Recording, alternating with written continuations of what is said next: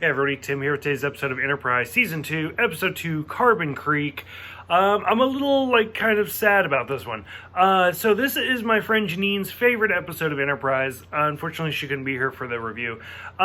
It was okay. At this point, it's one of those, after watching Enterprise for 25 episodes, 26 episodes, it's bad episode, bad episode, bad episode, bad episode. Okay episode. I'm like, this is awesome, because it's just mediocre at best. It's kind of reminiscent of Voyager's episode of 1159, which that's the episode about Janeway talking about her ancestor, and where Kate actually played both roles of Janeway and her ancestors. I mean, it's kind of the same for this one, where it's about T'Pol going to dinner with Trip and Archer. They're the only three cast members of the series in this episode.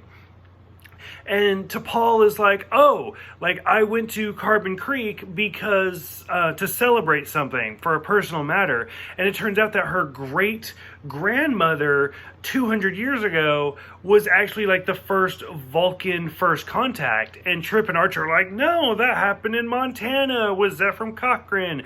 And she's like, yeah, no, that's not true.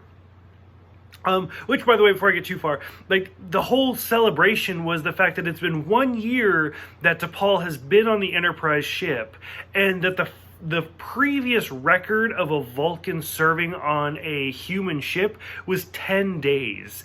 And it's okay, so clearly that record's pointless, because as this continues, granted, we're 100 years away from Kirk, but then eventually, it just becomes common practice. Spock is a member of Starfleet from the Federation, and serves most of his life there. So at some point between then and now, it just becomes common practice.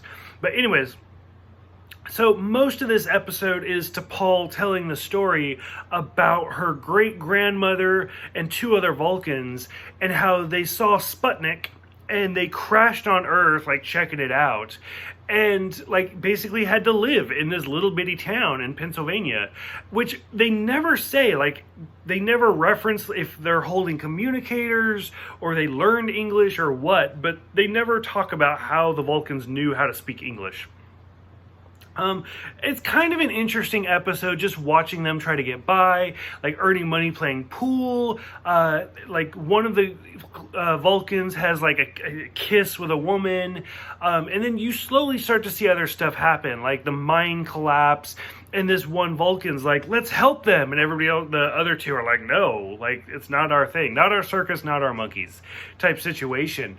And eventually the Vulcans do get picked up, and they're oh, your signal got redirected through a Tellarite freighter. And I was oh, the Tellarites, that was kind of cool. I don't think they've mentioned them so far. I could be wrong, but I don't think they have. Which, the Tellarites are the fourth founding member of the Federation. It's the humans, the Tellarites, the Andorians, and the Vulcans. So I'm super excited to see where that goes.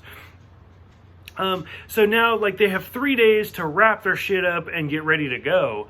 And, T'Pol's great-grandmother, feels bad for this kid who's been studying to go to college but can't afford it. So she sells Velcro to mankind.